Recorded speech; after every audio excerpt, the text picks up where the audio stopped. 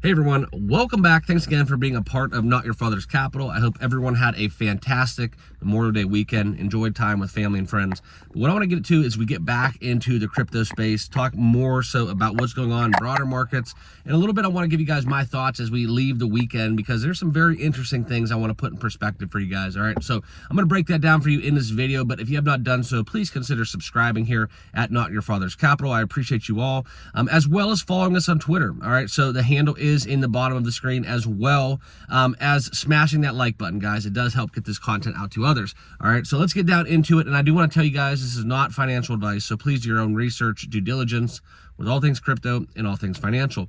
But something very interesting has been going on as we look basically at Ethereum and Bitcoin, some of the more blue bloods, the bigger shooters when we talk about crypto, and kind of where we're at as we get further into this regulatory and adoption process across the globe. All right, so furthermore, I want to share with you kind of what is going on with Ethereum, because right now we are seeing something very interesting from a numbers perspective. All right, so Visa, one of the biggest traditional payment processors in the world, right? In terms of Visa versus MasterCard versus American Express, all of the big boys when it comes to credit card payment processing platforms, Visa is something that has had a monopoly in that space for quite some time. But what you're seeing now is Ethereum, okay? Ethereum being very much naive in comparison to Visa. It is basically showing that in 10 years, in 1 decade, that Ethereum is going to be here to stay in terms of payment processing, in the way that the technology is formed around blockchain. All right.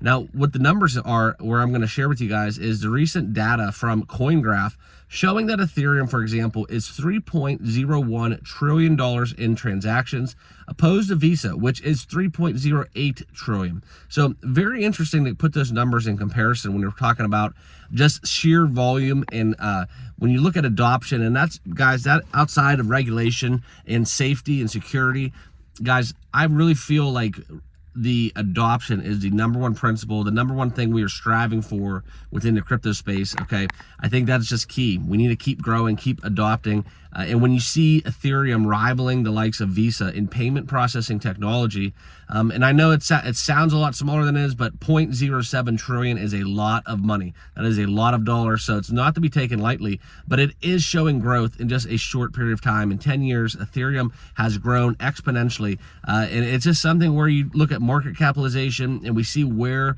the top 10 cryptos, for that matter, the top 5 cryptos outside of meme coins, so you take the community element out of it, and just look at sheer crypto strength. All right, so it's more of a power index, if you will.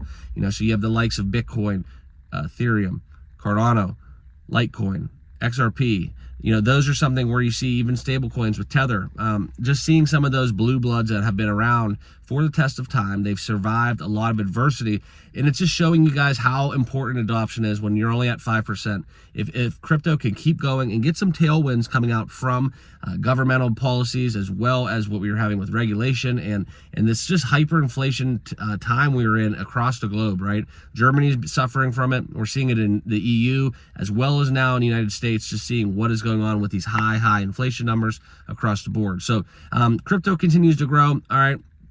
And I do want to end this video with sharing you guys one last little tidbit. And if you want to find out more about Ethereum and their transactional volume, just do a quick Google search for the 1-year daily transaction chart for Ethereum. But this is one little statistic I'm going to leave you guys with, okay?